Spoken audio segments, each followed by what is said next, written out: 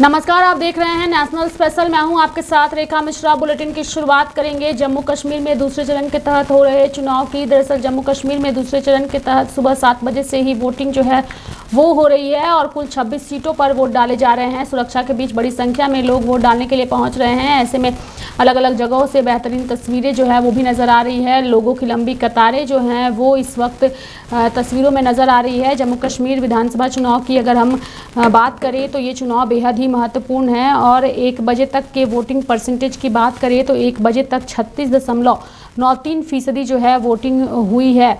और इसके साथ ही सबसे ज़्यादा जो है वो पूंछ में वोटिंग हुई है, यानी कि 39.94% वोटिंग हुई है, जबकि श्रीनगर में सबसे कम 17.95% वोट जो है वो डाले गए हैं। यानी कि जम्मू कश्मीर में दूसरे चरण के तहत जो चुनाव हो रहे हैं उसमें वोटिंग परसेंटेज जो अभी तक 1 बजे तक का सामने आया है वो अलग अलग जगहों से अलग अलग तस्वीरें दिखा रहा है। वहीं अगर हम बात करें दूसरे चरण के तहत हो रहे चुनाव की तो पूर्व मुख्यमंत्री और नेशनल कॉन्फ्रेंस के उपाध्यक्ष उमर अब्दुल्ला गांदरबल और बीरबल से चुनाव लड़ रहे हैं। उमर अब्दुल्ला लोकसभा चुनाव में बारामूल सीट तिहाड़ जेल से चुनाव लड़े इंजीनियर राशिद से हार गए थे। इस बार भी गांदरबल सीट पर उनके खिलाफ जेल में बंद सर्जन अहमद वागे उर्फ आज़ादी चाचा मैदान में हैं।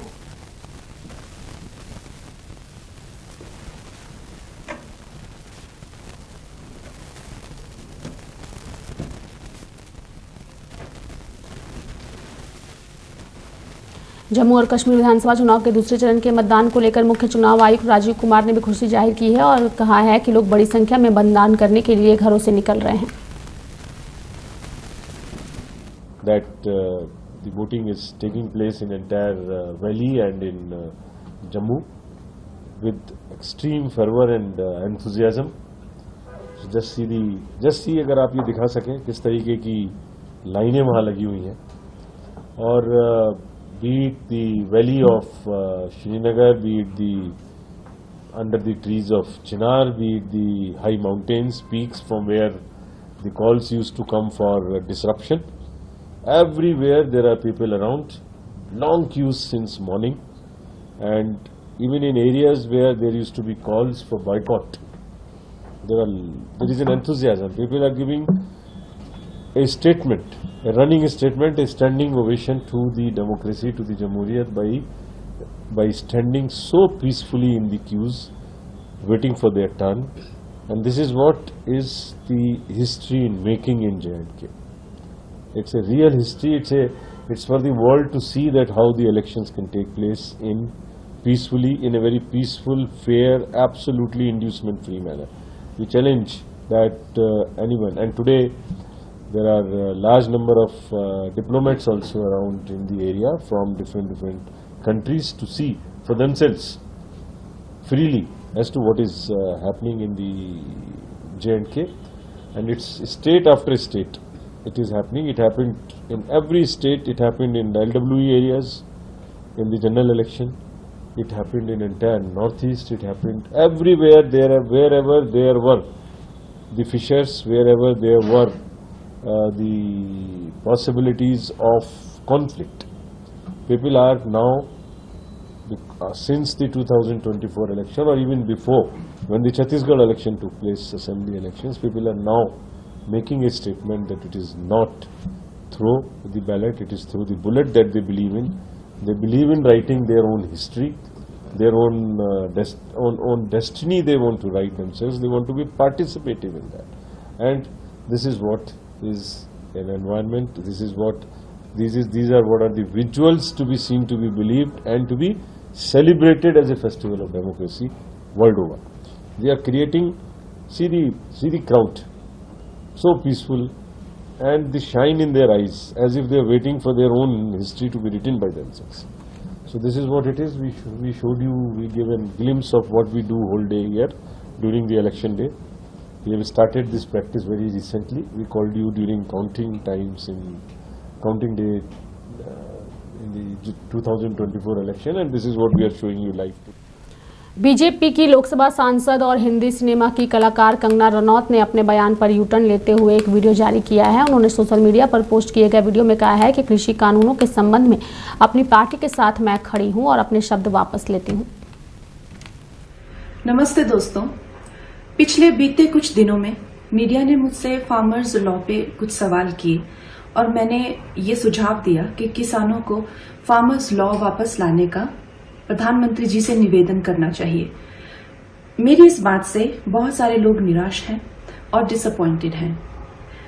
जब फार्मर्स लॉ प्रपोज हुए थे तो हम बहुत सारे लोगों ने जो है उनका समर्थन किया था, लेकिन बड़ी ही संवेदनशीलता से और सहानुभूति से हमारे माननीय प्रधानमंत्री जी ने वो लॉज जो थे वापस ले लिए थे और ये हम सब कार्यकर्ताओं का कर्तव्य बनता है कि हम उनके शब्दों की गरिमा रखें। मुझे ये बात भी ध्यान रखनी होगी कि मैं अब एक कलाकार नहीं, भारतीय जनता पार्टी की कार्यकर्ता हूं और मेरे ओपिनियंस अपने नहीं होने चाहिए, वो पार्टी का स्टैंड होना चाहिए। तो अगर मैंने अपने शब्दों से और अपनी सोच से किसी को डिसअपॉइंट किया है, मुझे खेद रहेगा। I take my words back. Thank you. केंद्रीय गृह राज्य मंत्री नित्यानंद राय जो है आज उन्होंने पटना एयरपोर्ट पर तमाम पार्टियों की हो रही यात्रा को लेकर अपनी बातों को रखा और साथ ही प्रधानमंत्री नरेंद्र मोदी की जमकर सराहना की।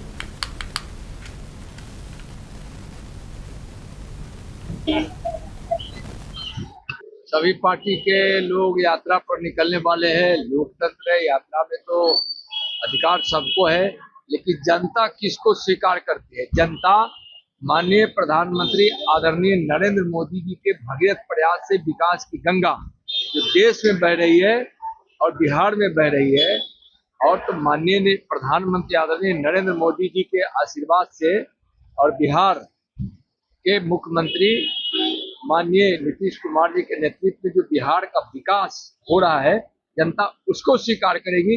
यात्रा कोई कर ले, उससे क्या फर्क पड़ने वाला है। बढ़ेंगे आगे, बात करेंगे बिहार बीजेपी के प्रदेश कार्यालय में पंडित दीनदयाल उपाध्याय की जयंती के मौके पर प्रदेश अध्यक्ष दिलीप जायसवाल जो है उन्होंने और डिप्टी सीएम विजय कुमार सिन्हा ने उनकी प्रतिमा पर पुष्पांजलि अर्पित करते हुए उन्हें श्रद्धांजलि अर्पित की। साथ ही उनकी जयंती पर उन्हें याद करते हुए उन्हें नमन भी किया। सहनी जी नीतीश कुमार जी के नेतृत्व में काम कर चुके हैं। जो व्यक्ति नीतीश कुमार जी के नेतृत्व में काम कर चुके हैं, जो दिन रात नीतीश कुमार के बारे में बखान करने में ही लगे रहते थे, इसलिए उनको ये सब बोलना नहीं चाहिए और राजनीति में इन सब बातों से परहेज करना चाहिए। जयंती पर भारतीय जनता पार्टी कार्यालय में पार्टी के संस्थापक पंडित दीनदयाल उपाध्याय जी को पुष्पांजलि अर्पित किया गया, उन्हें माल्यार्पण किया गया। पंडित दीनदयाल उपाध्याय जी के विचारधारा और संस्थापक जिन्होंने भारतीय जनता पार्टी और जनसंघ काल से ही इस विचारधारा को जन जन तक पहुंचाने का काम किया, आज उनके प्रति हम श्रद्धांजलि अर्पित करते हैं, उनको नमन करते हैं।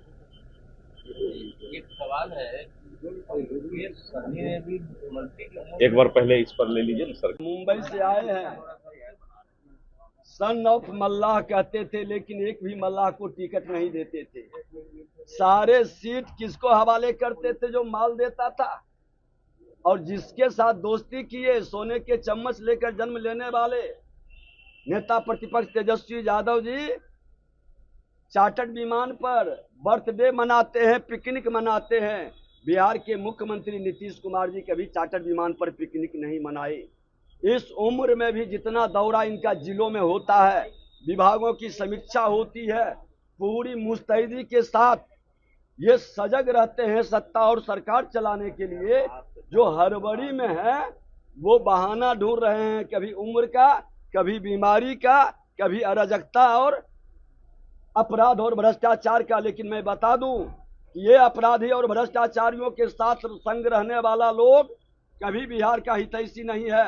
मुख्यमंत्री नीतीश कुमार जी अपराध भ्रष्टाचार के पक्ष में कभी नहीं रहे हैं और ये मुख्यमंत्री जी जब तक हैं तब तक ये ईमानदारी से जनता के सेवा के भाव से काम कर रहे हैं। इस पर किसी को शंका और शुभा नहीं है। मंत्री ने उनके उम्र पर सवाल किया है और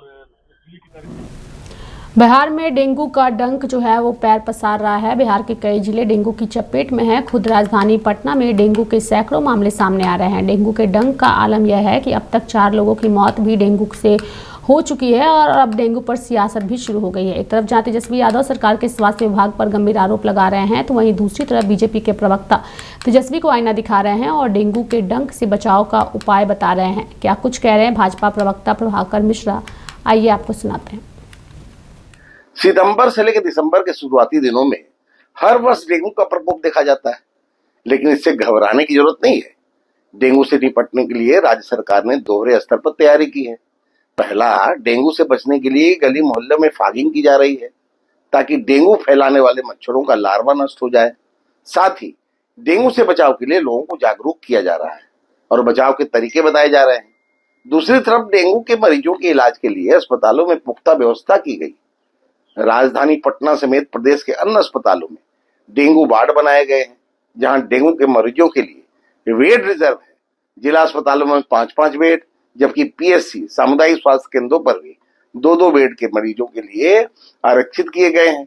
डेंगू के मरीजों के इलाज के लिए न तो डॉक्टरों का अभाव है और न ही दवा की किल्लत, इसलिए लोग तनिक भी नहीं घबराएं, लेकिन सतर्क जरूर रहें। अपने घर या आसपास में पानी जमा होने नहीं दें। पूरी बांह की कमीज पहने, मच्छरदानी लगाकर सोएं। सावधानी किसी भी बीमारी से बचाव का सुरक्षा। बढ़ेंगे आगे और बात करेंगे पंडित दीनदयाल की जयंती को लेकर के मुख्यमंत्री नीतीश कुमार ने उन्हें श्रद्धांजलि अर्पित की। बता दें कि पंडित दीनदयाल उपाध्याय की जयंती के मौके पर राजधानी पटना के Rajendra Nagar road number 3 state park में आयोजित राजकीय सम्मान में पंडित दीनदयाल की प्रतिमा पर पुष्प अर्पित कर उन्हें श्रद्धांजलि दी गई। इस मौके पर सीएम के अलावा डिप्टी सीएम विजय कुमार सिंह, सहकारिता सह पर्यावरण मंत्री प्रेम कुमार, राजस्व एवं भूमि सुधार मंत्री डॉक्टर दिलीप कुमार जायसवाल, सूचना एवं जनसंपर्क मंत्री महेश्वर हजारी सहित विभाग के कई अधिकारी मौजूद रहे।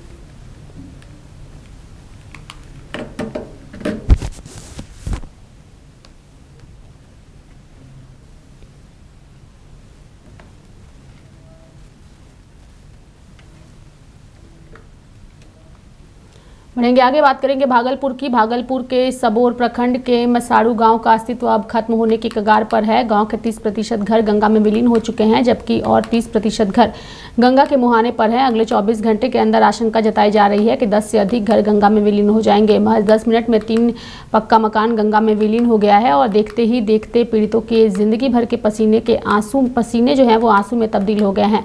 यह तीनों घर अलग अलग परिवार के हैं। वहीं सुल्तानगंज प्रखंड के महेशी पंचायत के 1 नंबर वार्ड में बाढ़ पीड़ितों ने राहत सामग्री को लेकर सड़क जाम कर दिया तथा जमकर हंगामा भी किया, जिसकी जानकारी मुखिया प्रतिनिधि आनंद कुमार को मिली। मौके पर पहुंचकर मुखिया प्रतिनिधि ने पीड़ित परिवार को काफ़ी समझाया, लेकिन वो सब मानने को तैयार नहीं हुए। इसकी सूचना स्थानीय थाना तथा अंचलाधिकारी को दी गई है। मौके पर अंचलाधिकारी तथा स्थानीय थाना पहुंचकर पीड़ित परिवार को आश्वासन देने का काम कर रहे हैं। सभी पीड़ित परिवार को राहत सामग्री जो है वो दी जाएगी। तब जाकर लोगों ने लगभग 2 घंटे के बाद जाम को हटाया। फिलहाल अलग अलग जगहों से बाढ़ की तस्वीरें जो सामने आ रही है वो तस्वीरें बेहद ही डरावनी है और साथ ही इन तस्वीरों ने बिहार में लोगों की समस्या को भी उजागर करने का काम किया है।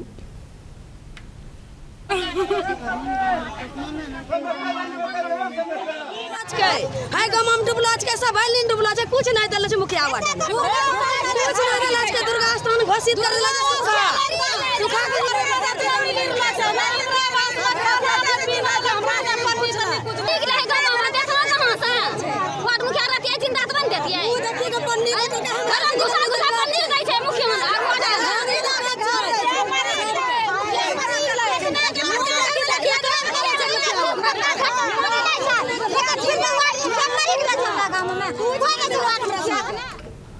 मोतिहारी में पुलिस ने नगर थाने इलाके में एयरटेल पेमेंट बैंक से 2 लाख लूट मामले में बड़ी कामयाबी हासिल की है। पुलिस ने अनुज कुमार और अंशु कुमार को 10,000 रुपए के साथ गिरफ्तार किया है। मोतिहारी के अपर पुलिस अधीक्षक शिखर चौधरी ने इसकी जानकारी देते हुए कहा कि पिछले दिनों हथियार के बल पर पैसे की लूट मामले में पुलिस ने 2 आरोपी को गिरफ्तार किया है। वहीं मास्टरमाइंड प्रतीक सिंह और गनी कुमार की गिरफ्तारी के लिए पुलिस ने 25,000 के इनाम की घोषणा की है। पुलिस को यह गुप्त सूचना मिली थी। अनुज कुमार और अंशु कुमार पैसे का बंटवारा कर घर में छुपे थे। पुलिस ने गुप्त सूचना के आधार पर दोनों की गिरफ्तारी की है। जी, जो टाउन में अभी कुछ दिनों पहले एयरटेल फाइनेंस बैंक में लूट की घटना को अंजाम दिया गया था, उसमें एक SIT का गठन किया गया था पुलिस अधीक्षक पूर्वी चंपारण मोतिहारी द्वारा। SIT में टाउन इंस्पेक्टर और उसके अलावा 2-3 PSIs और तकनीकी अनुसंधान विंग के जो इकाई के जो लोग हैं उनको शामिल किया गया। इनके द्वारा लगातार जो है सीसीटीवी जांच, टावर डंप और बाकी तकनीकी सहायता ली गई और मैनुअल इनपुट के माध्यम से 2 लोगों की पहचान कर उनको गिरफ्तार किया गया है। एक अनुज है जो कि अगरवा का रहने वाला है और एक अंशु है जिसको कि बेतिया से गिरफ्तार किया गया है। अनुज इसमें से कोटक महिंद्रा बैंक में लोन कलेक्शन का काम करता था। उसके और अंशु द्वारा ही मिल के इस घटना की रेकी की गई, पूरी प्लानिंग की गई और लोग इकट्ठा किए गए। कोटक महिंद्रा में जब ये काम करता था वहीं पे इसकी दोस्ती एक अंजल गनी नामक व्यक्ति और एक प्रियांशु नामक व्यक्ति, प्रियांशु उर्फ प्रतीक सिंह नामक व्यक्ति से इसकी दोस्ती हुई है और इनके द्वारा जो है इस घटना को अंजाम दिया गया। प्रतीक ने ही लड़के हायर किए थे जो कि आप सीसीटीवी में आप लोगों ने देखा होगा और उसमें एक व्यक्ति प्रतीक सिंह है। अभी 2 की गिरफ्तारी हो गई है। 20% का इनको लूट का हिस्सा दिए जाने की बात की गई थी जिसमें से कि 10,000 रुपये जो है बरामद कर लिए गए हैं और बाकी जो प्रतीक सिंह हैं और अंजल गनी है उनकी गिरफ्तारी हेतु लगातार छापेमारी की जा रही है। उन पे 25,000 रुपये का इनाम की घोषणा की जाती है और साथ ही साथ यदि वह आत्मसमर्पण नहीं करते हैं अगले 3-4 दिनों में तो उनके घर की कुर्की और जब्ती भी की जाएगी। जी, हथियार तो अभी बरामद नहीं हुआ है, अभी पैसा बरामद हुआ है। हथियार उनके साथ ही है जैसा कि पूछताछ में आया है, वो लोग अपने साथ ही ले गए हैं। बेतिया और नेपाल में भागने की सूचना है, उस पर हम लोग कार्रवाई कर रहे हैं और वहाँ पे घटनास्थल से मैगजीन एक जब्त हुआ था और खोखा मिला था, उसकी जब्ती सूची बना ली गई है विधिवत और आगे हम लोग बाकी उनकी गिरफ्तारी का प्रयास करेंगे। 10,000 रुपये बरामद हुए हैं। 20% की बात हुई थी, बाकी हिस्सा ऐसा बताया गया था पूछताछ में जो आया है कि 15 दिन बाद वो लौट के बाकी हिस्सा ये लोग शेयर करते हैं आपस में। अभी फिलहाल 10,000 रुपये दोनों को दिया गया था जो कि हम लोगों ने इनके घर से बरामद किया। गन्नी की बात जो सामने आ रही है, गन्नी का आपराधिक इतिहास कोई गैंग है उसका? ये बेसिकली प्रतीक सिंह का आपराधिक इतिहास अभी हम लोग को टाउन थाना में मिला है। आर्म्स एक्ट के इस पे केस 2 केस दर्ज हैं। इससे पहले एक बेरेटा बरामद हुआ था, उसमें उसका नाम आया था और गन्नी का आपराधिक इतिहास हम लोग टाउन थाना में भी सर्च कर रहे हैं। बाकी आसपास के ज़िलों में भी, बेतिया में भी सूचित किया गया है, वहाँ भी हम लोग सर्च करवा रहे हैं। फिलहाल अभी नहीं मिला है बट हम लोग प्रयास करते हैं। बढ़ेंगे आगे, बात करेंगे जम्मू कश्मीर में। दरअसल जम्मू कश्मीर में आज लोकसभा में विपक्ष के नेता और कांग्रेस सांसद राहुल गांधी पहुंचे जहां उन्होंने जनसभा को संबोधित किया और कश्मीर को लेकर के उन्होंने अपनी बातों को रखा। कि हिस्ट्री में 1947 के बाद बहुत सारी यूनियन टेरिटरीज को स्टेट बनाया गया, स्टेट्स को बांटा गया। आंध्र प्रदेश में से तेलंगाना बना, बिहार में से झारखंड, मध्य प्रदेश में से छत्तीसगढ़। मगर पहली बार इंडिपेंडेंस के बाद एक स्टेट को यूनियन टेरिटरी में बदला गया, वो जम्मू कश्मीर के साथ हुआ है। और मैं इस स्टेट से आपसे कहना चाहता हूं कि यह आपके खिलाफ अन्याय है।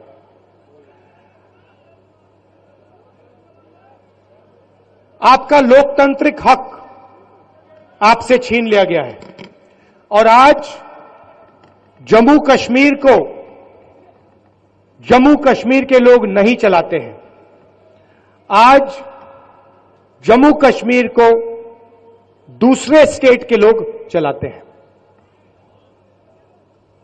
हमने सोचा था कि चुनाव से पहले आपको स्टेटहुड वापस मिल जाएगा और सही तरीका वही था। सही तरीका था कि पहले स्टेटहुड दो और उसके बाद चुनाव कराओ। अब ठीक है, पहले चुनाव करा दिया, मगर हम चाहते हैं कि जल्दी से जल्दी आपका जो लोकतांत्रिक हक है, जम्मू कश्मीर का जो स्टेटहुड है। बढ़ेंगे आगे, बात करेंगे हरियाणा के सोनीपत की जहां आज नरेंद्र मोदी पहुंचे। उन्होंने जनसभा किया और मंच से उन्होंने अपनी दहाड़ भी लगाई चुनाव को लेकर। साथियों, आज हमारे भारत में एक और चुनौती है जिस पर सिर्फ और सिर्फ भाजपा ही बात करती है। हमारे देश में खेत का साइज भी लगातार कम हो रहा है। जैसे जैसे परिवार बढ़ता है, जमीन के टुकड़े होते हैं, जमीन बढ़ जाती है, धीरे धीरे एक छोटा टुकड़ा बच्चों के नसीब आता है। आबादी बढ़ रही है, लेकिन खेत छोटा हो रहा है। ऐसे में खेती से जुड़े सभी अर्थशास्त्री भी मानते हैं कि गांव में खेती के साथ साथ कमाई के दूसरे जरिए भी होने चाहिए। अकेली खेती पे गुजारा पूरे परिवार के लिए, और इसलिए हर मां बाप चाहता है कि एक बेटा खेती करेगा, दूसरा शहर में जाके काम करेगा। और इसलिए जब उद्योगों का विस्तार होता है तो उससे किसानों का जीवन भी बेहतर होता है। इससे किसान परिवार के बच्चों को भी अच्छी नौकरियां मिलती हैं, अच्छे अवसर मिलते हैं। और इसलिए साथियों, भाजपा खेती को भी बढ़ावा देती है, व्यापार कारोबार को भी बढ़ावा देती है। बढ़ेंगे आगे, बात करेंगे छत्तीसगढ़ के मुख्यमंत्री विष्णुदेव साय की, जिन्होंने आज पंडित दीनदयाल उपाध्याय की जयंती पर उन्हें श्रद्धांजलि दी और साथ ही तमाम लोगों को बधाई भी दी। पंडित दीनदयाल उपाध्याय जी की जयंती है, इसलिए सबसे पहले तो पंडित दीनदयाल जयंती की सभी लोगों को बहुत बहुत बधाई, शुभकामनाएं। और हमारी पार्टी का महापर्व चल रहा है, संगठन का सदस्यता अभियान, और आज दीनदयाल जी की जयंती के अवसर में विशेष सदस्यता अभियान चलाया जा रहा है। आज हर कार्यकर्ता को अपने बूथ में 100 सदस्य बनाना है, और आज उसी निमित्त हम भी अपने बूथ में यहां पर बगिया में आए हैं सदस्य बनाने के लिए। और हमारे छत्तीसगढ़ का लक्ष्य 50 लाख का है। पिछले बार 37 लाख थे सदस्य थे, इस बार उसको बढ़ा के 50 लाख करना है। और विधायक के नाते हमारा लक्ष्य 10,000 का है अपने विधानसभा में, सांसद का लक्ष्य 20,000 है अपने संसदीय क्षेत्र में, और पूरे छत्तीसगढ़ का लक्ष्य 50 लाख है। तो सभी कार्यकर्ता लगे हुए हैं और हम लोग लक्ष्य पार करेंगे। झारखंड किला पता करने जा रहे हैं, क्या बोलेंगे? हाँ, वहां पर परिवर्तन संकल्प यात्रा पार्टी की तरफ से चलाया जा रहा है और उसमें हमारी भी ड्यूटी लगी है। आज हमको भी वहां पर जाना है और निश्चित रूप से हमको लगता है कि इस बार विधानसभा के चुनाव में झारखंड में भी भारतीय जनता पार्टी की सरकार बनेगी। बढ़ेंगे आगे, बात करेंगे उत्तर प्रदेश के बहराइच की, जहां प्रशासन ने सरकारी जमीन पर बने अवैध ढांचे पर बुलडोजर द्वारा अतिक्रमण हटाने का कार्य किया है, जिसको लेकर के उत्तर प्रदेश एसडीएम केसरगंज आलोक प्रसाद ने जानकारी दी।